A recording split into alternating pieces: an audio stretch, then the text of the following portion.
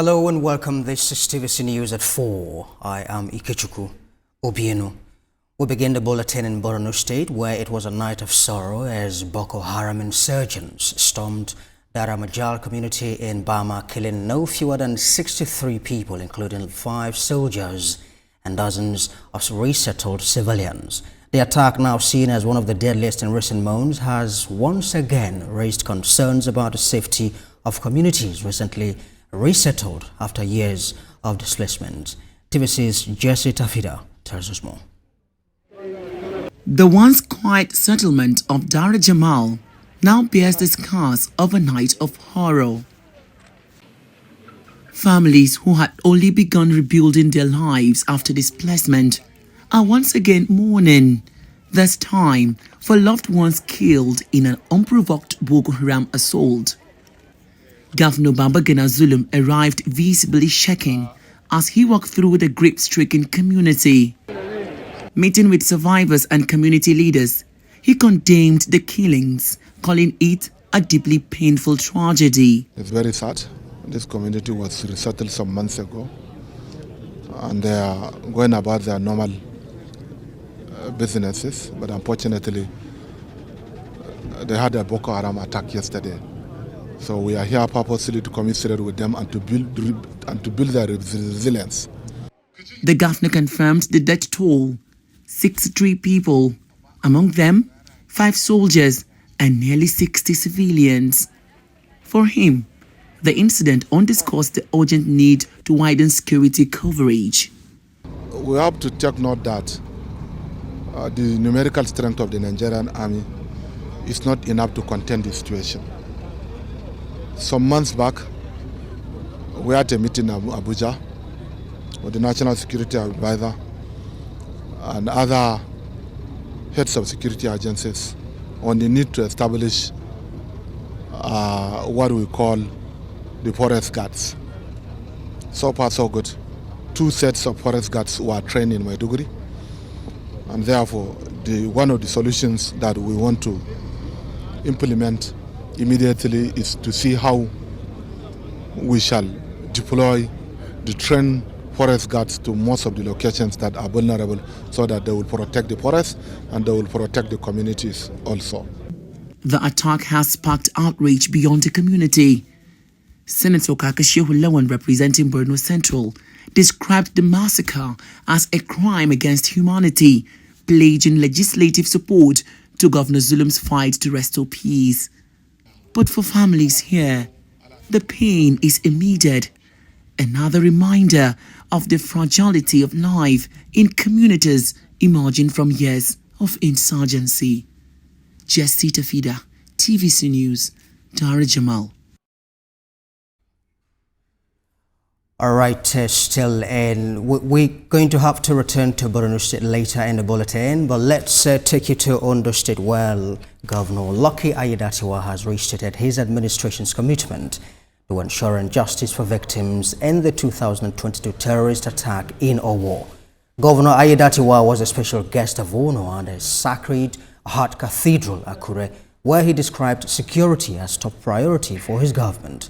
The governor also mentioned that his administration recently procured 75 Hilux vehicles equipped with modern security gadgets to strengthen the operations of security agencies across the state.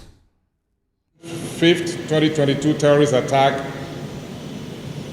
on the Hallowed Halls of Worship Center at St. Francis Catholic Church, Owo, where ambush reigned as about 40 lives, innocent worshippers were cut short in bloom of youth age, while dozens who sustained injuries carry the scars till this day. These suspects are undergoing criminal prosecution as we speak now, and no effort will be spared until justice is done. Our victims will not die or suffer in vain. This, for us, is one of the ways to give succor to the bereaved families. And away from security issues now, the All Progressives Congress has continued its sensitization as well as mobilization of members for the ongoing voter registration exercise in Taraba State. Deputy National Women Leader Zainab Ibrahim says that the only way that the state can support President Bola Tinubu is through active participation in the voting exercise. TVC News senior reporter Olabi Adenusi filed in this report.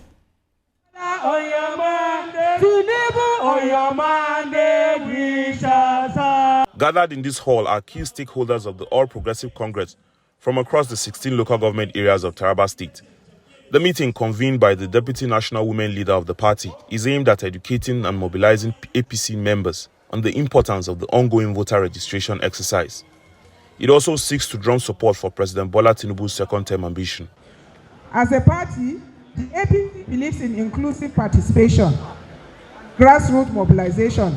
We cannot win election or drive sustainable development if our people are not empowered with the basic tool of democracy, which is the PVC. This is why today in Jalingo, we call on our local government leaders to intensify efforts in guiding and supporting citizens in their communities to participate fully in the continuous voter registration, CVR. The Taraba State chairman of the APC urged party leaders to encourage eligible citizens, especially first-time voters, to seize the opportunity and get registered. We are advising each and every one of us, please, when you go back to your local government, to your ward, encourage all the people, those who have not registered, to do so. Other speakers at the event also stressed the need for massive voter registration and active political participation. The essence of registration is a clear statement that there is an existing voters registration. What we needed now is to continue. How is APC going to succeed? How are we going to turn Taraba to be APC? How are we going to help our women? How are we going to help our youth? It is expected that the APC in Taraba State will seize the opportunity of the ongoing national voter registration exercise to increase its membership and challenge the dominance of the ruling PDP in the 2027 general elections. And staying with election matters, the All Progressives Congress, this time in Anambra State, says that the party is now more strategic in its efforts to win the November governorship election. The party's governorship candidate, Nicholas Okachukwu, says that the party aims to consolidate on its gains as they continue in their efforts to strengthen the party's internal structures. At a stakeholders' engagement in Oka, the APC state chairman asked members to be fully committed to working for the party. Stakeholders meeting is for us to review the last election, the lapses, disappointments, and challenges we had, and also discuss on and harmonize and approve local government campaign council, ward campaign council, and polling unit campaign council. We just decided to have 30-man campaign council at the polling booth, also up to the ward, 25 people per ward that will coordinate them, and then local government will have the same number, 25, and then state will have that will form state campaign council. And the Abia state government says that it is taking steps to ensure that next year's budget reflects the true needs of its people. The government organized Citizens Engagement Forum in Umuahia, that's the state capital, aimed at giving residents a voice in the 2026 budget planning process. Nena Gabriel tells us more about it. At the Agu-Ironsi Conference Center in Umuahia, citizens from all walks of life gathered to take part in shaping the 2026 Abia State budget. The Commissioner for Budget and Planning, Kingsley Anosike, says the forum was designed to make the budgeting process more inclusive and participatory. The information we gathered by this time last year constituted 5% of our total budget allocation for last year. So when we gather here, it is not formality. We gather here to fill the pulse of the ordinary people of Abia State, because the budget we always craft for the state is supposed to be citizens' budget. Organizers reveal that insights from last year's forum influenced about 5% of the 25 budget, showing that citizen engagement is already making a difference. What we are doing now is trying to let you know the processes we are taking to arrive at decisions, especially the budget. This is what we are doing. This is what we have done. We want to be open. We want to be transparent. Nothing is hidden. We don't want to hide anything.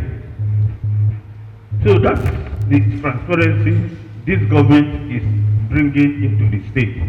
And we wish to sustain that level of transparency. Participants called for sustained feedback mechanisms, urging the government to prioritize job creation, rural security and health care staffing in the 2026 budget. Civil society has a role in shaping and overseeing government, from planning, implementation and monitoring. We need the government to implement fiscal responsibility law. That will be the basis for engagement. Citizens to effectively, the civil society that represents the other citizens can now effectively, even the freedom of information which we need to extract information from government, it can be effective when there is no fiscal responsibility law. As the budgeting process continues, the Abia State government says it's committed to ensuring the final document truly speaks the language of its people. Naina Gabriel, TVC News, Umuahia, Abia State. This is TVC News at 4. We'll take a short break at a moment and return with more. Do stay with us.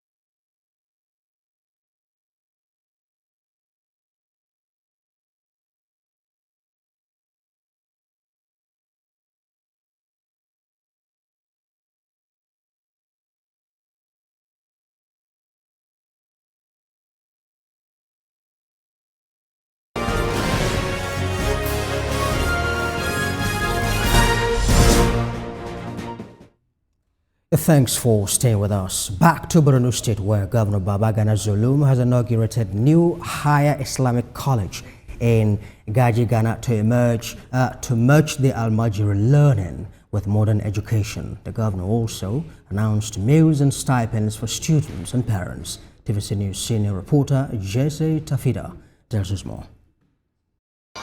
In Gajigana, a town in northern Borno, a new chapter is opening for hundreds of children, long trapped between tradition and modernity.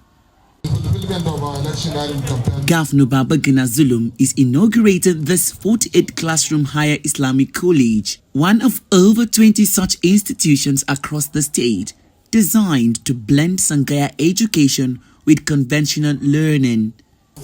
The governor insists this reform is not about replacing tradition, but about securing the future of Sangaya learners. We have remained unwavering in our commitment to revitalizing the Sangha education system, an enduring pillar of Islamic learning that has shaped our society for generations. Our reforms have been deliberate and balanced, safeguarding the cherished values of traditional Islamic scholarship while introducing modern subjects and vocational training. Alongside the higher Islamic college, Governor Zulum also opened the Government Day Secondary School, which will serve as a referral center for primary school graduates in the community. Borno's Commissioner for Education, Lawan Abawakilbe, highlighted that in just 6 years, the state has delivered over 100 mega schools, with dozens more under construction. We are proudly highlighting, under the distinguished leadership of the #1 Governor, Professor Babagana Umar Zulum, 104 of schools have been delivered, and 35 are currently ongoing at different stage of construction, excluding those that have been advertised and are awaiting commencement. But Governor Zulum knows buildings alone will not fill classrooms. In Gajigana, a town of nearly 50,000, just 90 students are currently enrolled in secondary school. To reverse the trend, the governor has approved daily meals for students, alongside stipends for parents and children, direct support aimed at keeping young people in school. With Governor Zulum's model of combining traditional learning with modern education and introducing incentives for parents, the administration is betting on a new future for children in northern Borno. Ike Tvc, TVC News, Gajigana. And away from that, now youths have been advised to acquire skills that can make them self-reliant as well as contribute positively to the society by looking beyond academics and exploring practical skills. This came to the fore at an essay and public speaking competition in Abeokuta, that's the Ogun State capital. Senior reporter Kazim Olowe has the details. In today's fast-paced world, Nigerian youths have been advised not to rely only on academic qualifications, but to equip themselves with practical skills that can open doors to new opportunities and financial stability. Participants at the 2025 Jibulu Care Foundation Essay and Public Speaking Competition made this known while speaking on beyond academics, why it pays to learn what you can do at a program held in Abeokuta, Ogun State. 30 young Nigerians from different parts of the country participated in the public speaking program after they have succeeded in the essay competition. Learning what you can do beyond academics is equally important and incredibly rewarding. This is evident in the current economic situation of Nigeria. The power to create your own value, to start your own team, to not have to wait for someone to hire you. Skills like bead making, painting, graphic designing, web designing are helping thousands to survive and even thrive. Our skills serve as tools that revolutionizes the way things are done. Organizers say the program was not only to equip young leaders on the art of public speaking, but to open their minds to opportunities in having practical skills in support of their academic qualifications. It's about giving opportunities for people to see outside what they have been taught in school, in class, and to give them opportunity to think outside the box and learn skills, acquire skills that can shape their future. At the end of the final round, Emmanuel Menyola from Akure, Ondo State emerged the first prize winner with a cash prize of 300,000 naira. Second prize winner goes to Lawal Kolawole from Ibadan, Oyo State, and he got 100,000 naira, while the third prize winner, Okoye Michael from Mowe, Ogun State, got 50,000 naira. I feel very happy and glad, but I'll say all glory be to God. My message to Nigerians is that we should learn in new schools and not depend only on academics alone. Other participants also got consolation prizes. The take home here is for Nigerian youths to see beyond academics and, of course, find a way of improving their vocational skills that can later help them to be self-reliant in the society. Kazim Olowe, TVC News, Abeokuta. A non-governmental organization has organized a free medical outreach with focus on dental health for school children as part of its back-to-school initiative. The Help Enhance community says that the initiative also provides free school supplies for students to not only equip children for school, but also promote their overall well-being. The organizers emphasized the need of such initiatives to empower young learners and support government's efforts in making education accessible to all. They're getting prepared to resume back to school, so we are just reaching out to the community by giving back to the community. So this is what we do every year. So this is our 4th edition. Our NGO is called Helping Hands, and we've been able to reach over 2,000 kids in the past 4 years. So this is our biggest edition. So we're reaching out to 500 kids today with school supply, backpack, food, school materials. You can see a primary school student here, a secondary student, not only the student alone, with their parents. Their parents also, you are so excited, coming up, bringing their own words and believing in what they have been getting before. And I'm so happy. It has been remarkable in the past 4 years. We've been doing this activity, and like I always say, God has been helping us. It's a step towards the betterment of the program. I'm very happy to be here today. My child, I bring 2 children here, so I'm very happy. May God bless this addiction. I'm so good here. I'm happy. I feel good. I feel that this thing is creative, it's making sense. If they can be doing it every year, we really appreciate it. I will advise them that they should face their studies, they should be more consistent in their studies. And I will advise those that are hooligans that they should stop it. They should begin with a loyal and a positive behavior. Well, activists have called for more awareness on sexual and reproductive health rights. They insist access to comprehensive sexual education, healthcare services, and reproductive rights are essential for empowering individuals as well as promoting gender equality. Kebi Fola Adeyemo has more on it. These activists are gathered here to celebrate 15 years of fostering inclusion, promoting justice and driving systemic change to empower marginalized groups. They describe the journey so far as one of growth, resilience and transformation. We want women to gain adequate information, to kick against abuse, especially sexual violence, rape, female genital mutilation and all those other ills that they commit against women. So we're also calling on the other men to identify with what we are doing at Vision Spring Initiatives, to understand that this is not just about women, it's about women and men and a better society. It was a challenge initially, people would they will even laugh at you that a man doing women's job, talking about liberating women. It doesn't make sense to a lot of people, but I found out that if you want to make life meaningful for the women, the men should be carried along. The rise of a woman is not the fall of a man.